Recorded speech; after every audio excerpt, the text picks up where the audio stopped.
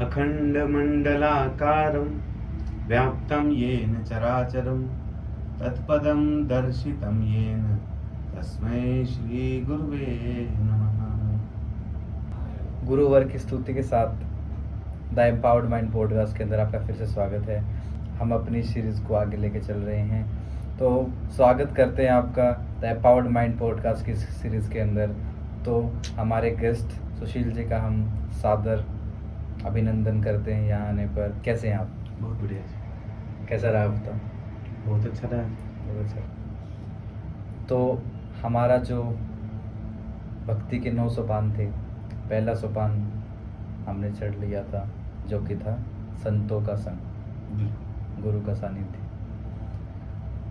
उस पर लोगों के कमेंट आए, मतलब वीडियो पे नहीं आए बट मुझे पर्सनली आए कि मतलब जो लोग गुरु से जुड़े हुए थे उन्होंने बताया कि ये सच में इफ़ेक्टिव है ये चीज़ें, और चूँकि मैं भी मेरे गुरु जी से जुड़ा हुआ हूँ तो ये चीज़ें 100% इफ़ेक्टिव है। तो लेके चलिए जल्दी ही अब दूसरी सीढ़ी के ऊपर। बहुत बढ़िया जी। देखिए अब दूसरी सीढ़ी की आज हम चर्चा करेंगे और कोशिश करेंगे कि आज ही दूसरी सीढ़ी पर चल जाएं। तो मैं दोबारा याद दिला रहा हूँ कि कालखंड क्या है, जिसमें माँ शबरी भगवान राम के सामने है और माँ शबरी ने कहा, भगवान मुझे नवदा भक्ति का ज्ञान दीजिए, क्योंकि मैंने अपने जीवन में बहुत भक्ति नहीं की, अपने गुरु की सेवा की है और आपका इंतजार किया है। तब राम जी ने 9 सोपान भक्ति के बताए। प्रथम सोपान था प्रथम भगति संतन कर संगा, इसमें हमने चर्चा की, संत के संग करना है। दूसरी भक्ति मम कथा प्रसंग या प्रभु कथा प्रसंगा है। भगवान राम अपने लिए कह रहे हैं तो एक ही बात है, या प्रभु शब्द भी कहें तो भी गलत नहीं है। सही बात है। कुछ साधक लोग वहाँ कहते हैं कि भगवान राम अपना जिक्र कर रहे हैं तो मम शब्द कह रहे हैं, और कई साधक कहते हैं कि भगवान कह रहे हैं कि प्रभु कथा प्रसंगा। इसमें भेद नहीं समझना चाहिए, एक ही विषय। राम जी अपने विषय में कह रहे हैं या प्रभु के विषय में कह रहे हैं, तो उसको एक समझना चाहिए, उसको दो नहीं समझना चाहिए। सही बात है। कई लोग हो सकता है कमेंट में या पर्सनली मैसेज करे, जी ये शब्द मम नहीं है प्रभु है, या कोई कुछ कहेगा जी प्रभु नहीं है मम है। नहीं, तो मैं दोनों साथ के साथ बताता चलता हूँ। 14 भुवन भगवान के उदर में समाये हैं, ये पुराण का विषय है, बात है।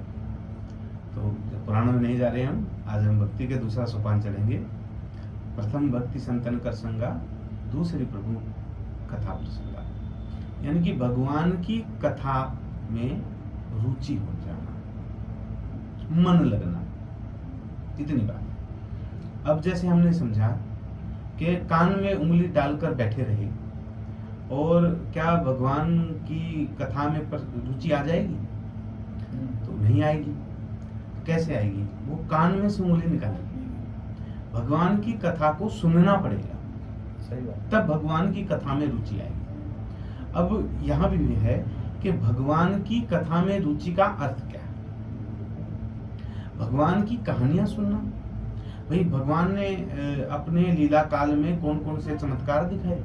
नहीं, ये नहीं, उन पे विश्वास करना सबसे। भगवान की जन्म की कथा सुनना, या भगवान ने लड़ाइयां लड़ी वो सुनना, या हम नॉवल पढ़ रहे हैं? वही तो बात है। नहीं पढ़ रहे हैं, हम भगवान की कथा पढ़ रहे हैं। तो स्पष्ट बात है कि भगवान की कथा में मन लगना, रुचि लगाना, उसका अर्थ है कि सत्संग में बैठकर गुरु के सानिध्य में, या किसी भी, देखिए अभी हम गुरु की चर्चा नहीं करेंगे, गुरु की चर्चा बाद में आएगी। अभी हमें पता नहीं है गुरु धारण किया नहीं है, पहली सीढ़ी पे तो हमें पता ही नहीं है गुरु कौन है। सही बात। हमें कोई मतलब नहीं था, हम केवल जहां सत्संग हो रहा है वहां जाकर बैठे। अब हमें होश आया कि हम बैठ गए हैं, तो क्यों ना भगवान की कथा सुन ली जाए। तो केवल रुचि उत्पन्न करना कि भगवान की लीलाओं को सुन लिया जाए, समझने के लिए अभी नहीं है, अभी केवल रुचि पैदा करनी है कि मेरा मन यहाँ लगा रहे। तो उस मन को लगाने के लिए, क्योंकि देखिए मन लोभी, देखो मन के ऊपर बड़ी सुंदर पंक्ति है, मन लोभी मन लालची, मन पलक पलक में और, यानी कि पल में बदल जाता है, पलक झपकाएंगे एक और बदल जाएगा। सही बात। ठीक है, मन लोभी है, मन लालची है। तो इसको प्रलोभन देना पड़ेगा कि भगवान की कथा में ऐसा क्या मिले कि आप जाके बैठो, ठीक है। तो मन उठा ले जाएगा आपको। सही बात। तो भगवान की कथा में क्या मिल रहा है? मनोरंजन मिल रहा है। अच्छा, अब मनोरंजन कैसे मिल रहा है? वो कहानियां अलग अलग जो भगवान की लीलाएं हैं वो मनोरंजन का भी काम कर रही हैं, कि जब तक आपको समझ नहीं है। सही बात। देखिए आजकल क्या है कि भगवान की कथा को मनोरंजन ही बना दिया। सही बात। भगवान की लीलाओं का गायन करते हैं, भगवान की लीलाओं के साथ नृत्य करते हैं, इसमें बुराई नहीं है, लेकिन केवल मनोरंजन मानकर वहीं अटक जाना, तो इसका मतलब है कि आप भक्ति की दूसरी सीढ़ी पर अटक गए, आप तीसरी सीढ़ी पर नहीं जा रहे। जब तक भक्ति की तीसरी सीढ़ी चढ़ोगे नहीं तो भक्ति पार होगी कैसे? नहीं होगा। आप दूसरी सीढ़ी पर चढ़ गए, आपका मन लगने लगा, लेकिन आप आगे नहीं जा रहे हो। मन लग नहीं रहा है, लगा रहे हो। तो चलो गीत गा लेते हैं, सुमिरन नहीं, गीत गा लेते हैं। अच्छा। मनोरंजन। चलो लीला सुन लेते हैं, मनोरंजन। वहां मन लगाना। दूसरी भक्ति केवल और केवल मन लगाना है, रुचि उत्पन्न करना भीतर कि भगवान, चलो भगवान की लीला सुनते हैं। देखो समझे बगैर तो पार नहीं उतरोगे, इसमें तो कोई दो राय नहीं है कि भगवान क्या कह रहे हैं उसको समझना पड़ेगा। भगवान की लीलाएं कह क्या रही हैं इसको भी समझना पड़ेगा। अब भगवान अगासुर को मार रहे हैं तो इसका अर्थ ये कतई नहीं है कि भगवान ने किसी अजगर को मार डाला। हम मजे से सुन रहे हैं कि भगवान ने अजगर को मार डाला, इसमें कौन सी लीला है? भगवान ने अजगर को मार देता है उधर साउथ अफ्रीका में। भगवान ने हाथी को मार डाला, ये भगवान की लीला है, हम खुश हो रहे हैं। भगवान ने एक बगुले को मार डाला, भगवान ने एक कोए को मार डाला, भगवान ने एक महिला को मार डाला। सही बात। श्री कृष्ण जी की कथा के विषय में। और रामायण में भगवान ने एक राक्षसी थी महिला, उसको मार डाला, किसी की नाक काट, एक को जला डाला, एक को दूर फेंक दिया, एक की नाक काट डाले, और किसी को पत्थर से नारी बना दिया। चमत्कारों की चर्चा, तो इनको समझना पड़ेगा। समझोगे कब? जब ये बातें आपको याद होंगी या आपको इन घटनाओं का पता होगा।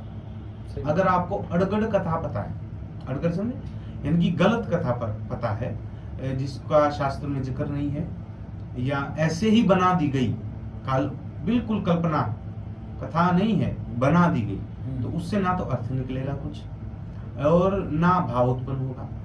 सही बात। तो आपको करना क्या है? दूसरी भक्ति में करना क्या है? आपको भगवान की कथा में रुचि उत्पन्न करना है, भगवान की कथा को सुनना। बस सुनिए, मनन बाद में करेंगे, सिर्फ सुन लीजिए कि भगवान क्या कर रहे हैं। इनको सुनने से आपके मन में भगवान के प्रति निष्ठा उत्पन्न होगी कि भगवान ने ये जीवन में अपने कालखंड में, जब भगवान धरा पर थे, जिस स्वरूप में थे, तो हमें चित्त में बस जाएंगे वो स्वरूप, और याद रहेगा कि भगवान ने इस कालखंड में ये घटना की, इस कालखंड में ये घटना की। जब गुरुदेव कृपा करेंगे, आगे जब गुरुदेव कृपा करेंगे, तो आपको वो चीजें समझने में आसानी रहेगी। इसलिए आपको भगवान की कथा में मन लगाना चाहिए, ताकि आपकी थ्योरी तैयार हो जाए। रति मम कथा प्रसंगा, रति यानी कि मन लगाना, रुचि होना। भगवान की कथा में रुचि उत्पन्न कीजिए, भगवान की कथा सुनिए। नहीं, मुझे ऐसा लगता है कि शायद ये कथा सुनने का मतलब ये भी है कि ताकि हम उस ईश्वर की शक्तियों को शायद सोच पाए कि वो, उनके पास इतनी शक्तियां थी, इतनी पावर थी, उस चीज के रियलाइजेशन के लिए है ये कथा सुनाई जाती है कि भाई एक इंसान की हम मूर्त बनाएं तो उसके अंदर ये गुण होने चाहिए, या ज्यादा शक्ति हो, ज्यादा अच्छा हम गुण बताएं कि इनके अंदर ये गुण भी था, ये गुण भी था, ये इंसान मानव के रूप में था, इसके अंदर ये गुण था, तो आप ये चीज धारण क्यों नहीं कर सकते? देखिए, इसको ऐसे कह सकते हैं कि भगवान के सामर्थ्य का बखान करना। हाँ, एग्जैक्टली, ये वर्ड सही है। हाँ, जब कथावाचक कोई भी कथा करते हैं, भगवान की कथा करते हैं, तो वो भगवान के सामर्थ्य का बखान करते हैं कि भगवान के का इतना सामर्थ्य है कि फला फला भक्त की बात भगवान ने सुनी, और भगवान का सामर्थ्य है कि उस भक्त की बात सुनी, उस भक्त को सुख हुआ, और ऐसे दुष्ट था उसका भगवान ने संहार किया।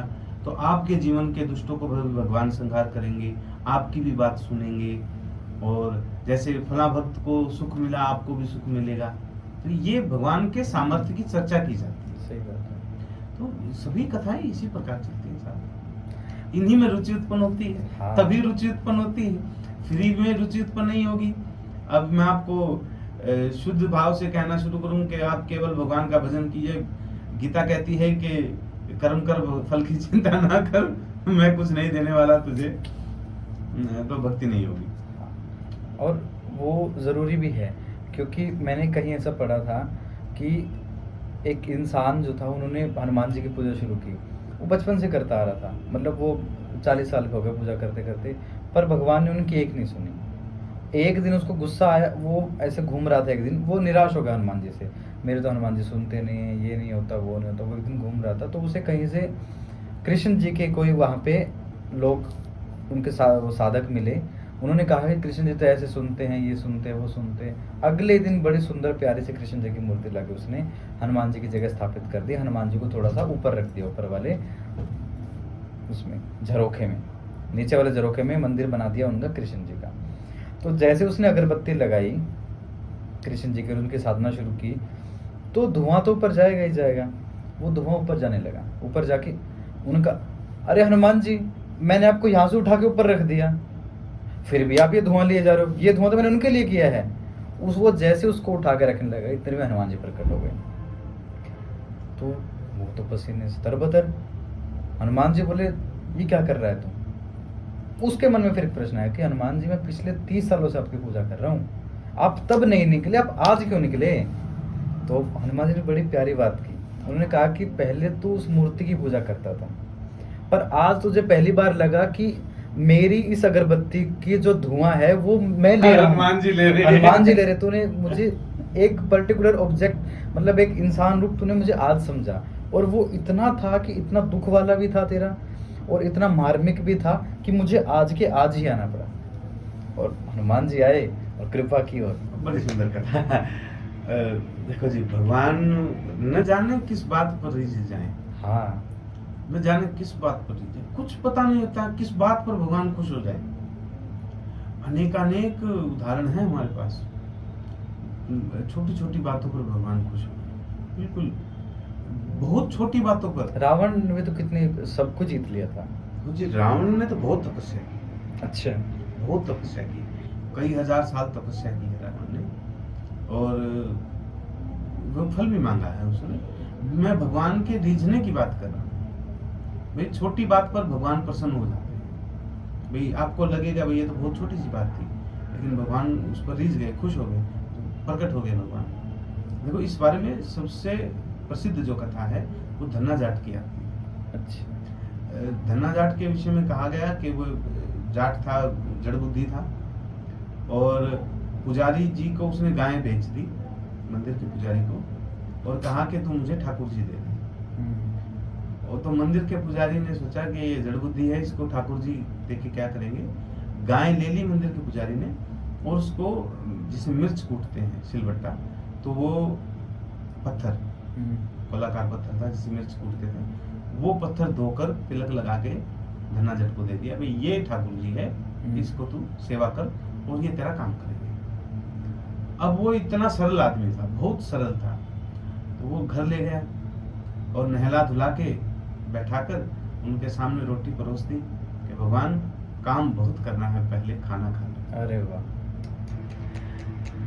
तो कथा तो ये कहती है जी, दंत कथाएं भी, वो रूठा रहा भगवान से, भाई भगवान जब खाएंगे तब मैं खाऊंगा, ऐसे करके। लेकिन संत लोग कहते हैं कि इस बात पर भगवान रीझ गए कि ये कह रहा है कि भगवान काम बहुत करना है, खाली पेट काम नहीं होता है, आप रोटी खाओ फिर काम करें। ये संकल्प की बात होती है, संकल्प से। और भगवान आए, और कहा जाता है कि भगवान ने उसके बिल्कुल बंजर खेत को बहुत सुंदर खेत में बदल दिया। और आज भी जिन परिवारों के अंदर बहुत माना जाता है धन्ना जाट को, तो अगर खेत में कोई दिक्कत होती है या लगे फसल कम हो रही है तो वो लोग राजस्थान जाते हैं, जहाँ धन्ना जाट का खेत है आज भी, वहाँ से मुट्ठी भर मिट्टी लेके आएंगे, अपने खेतों में छिड़केंगे और परमात्मा से दुआ करते हैं, अरदास करते हैं कि परमात्मा वैसा ही फल हमें दे जैसे भगवान ने धन्ना जाट को दिया। ये भी आप समझिए कि है तो जड़मती, क्या मिट्टी लाने से हो रहा है, सही बात, लेकिन वो मिट्टी लाने से कुछ नहीं होता, वो श्रद्धा है, वो श्रद्धा है। और इस बात पर भगवान रीत जाते और फल मिलता है। बिल्कुल फल मिलता है कि यूनिवर्स हमारी बातें सुनता है और यूनिवर्स तक हमारी बातें जाती हैं। अब पता नहीं इस चीज़ को आप लोग कितना मानेंगे नहीं मानेंगे, बट ये चीज़ सच्चाई है। मैंने पर्सनली फील की ये चीज़ें, आपने भी शायद की होंगी। देखो जी, गुरु जी कहते हैं कि जो संसार है ये आपसे ही उत्पन्न है। इसका अर्थ है कि आपकी कल्पना है, आप जैसा विचार करेंगे वैसी ही सृष्टि उत्पन्न होती है। अब हम ये भी कह देते कि हमने दुख का तो विचार नहीं किया, लेकिन दुख है, तो किसी दूसरे के विचार का भी दुख है। आपके लिए कोई सुख विचार कर रहा है तो आपको सुख भी मिल रहा है, आपके लिए कोई दुख विचार कर रहा है तो आपको दुख मिल रहा है। और आप ही सुख दुख का विचार करने वाले हैं, क्योंकि संसार में आपके अलावा कोई नहीं है। इस ब्रह्म एक है, एकोन ब्रह्म द्वितीय और नास्ति, ब्रह्म एक है दूसरा नहीं है। उसी प्रकार ब्रह्म से उत्पन्न आप भी तो वही हैं, दूसरा तो अन्यत्र आपके अलावा कोई है ही नहीं। एक शब्द याद आ गया सर, बहुत सुंदर पंक्ति है, किसी शायद कबीर साहब की है या किन्हीं की है। उन्होंने कहा साजन और मैं एक हैं, अरे बस देखन को दो, दिखाई दो दे रहे हैं एक। साजन और मैं एक हैं, देखन में बस दो। बड़ी आगे ये था कि जैसे मन की दो बातें होती हैं लेकिन मन कबू न होए दो। जैसे कई बार हमारे मन में द्वंद्व चलता है कि ये करें या ना करें, तो लगता है कि मन दो हो रहे हैं, लेकिन मन कहने को दो होते हैं, मन दो नहीं होते। उसी प्रकार मैं और साजन, मैं और परमात्मा देखने को दो हैं एक ही। और जब कथा लोग गाते हैं, ये इस तरह की प्रसंगे चलती हैं अध्यात्म के विषय में, तो जैसे मैं बार बार कहता हूँ सर, अध्यात्म विपरीत चलता है, उल्टा चलता है। तो एक मुस्लिम साधक हुए अमीर खुसरो। आप कहोगे जी मुसलमानों में भी साधक होते हैं, हमने रजब का जिक्र किया। तो इस प्रकार संतों की संगत में बैठने वाला हर साधक, चाहे वो हिंदू है मुस्लिम है, कोई भी साधक है। वो हमने बनाया हिंदू मुस्लिम तो अपने गुरु के प्रति बड़ी निष्ठा थी हज़रत निजामुद्दीन औलिया के प्रति, अमीर खुसरो साहब की। तो उन्होंने कहा एक जगह पर, खुसरो दरिया प्रेम की, खुसरो दरिया प्रेम, उल्टी वहां की धार, उल्टी चलती है। जो उतरा सो डूब गया, जो उतरा यानी पार चला गया, वो तो डूब गया। जो डूबा सो पार, जो इस प्रेम की दरिया में डूब गया है असल में वही पार हुआ है। लेकिन जो उतर गया अर्थात मतलब जो दूसरे किनारे पर चला गया वह डूब गया, उसे प्रेम का कुछ नहीं मिला। बड़ा अच्छा लगा आपसे बात करके और ये दूसरा सोपान और सीढ़ी के बारे में सुन के। तो मिलते हैं आपको इसकी तीसरी पार्ट में।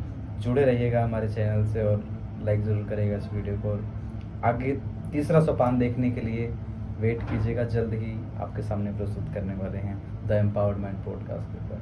तब तक के लिए नमस्कार, जय हिंद।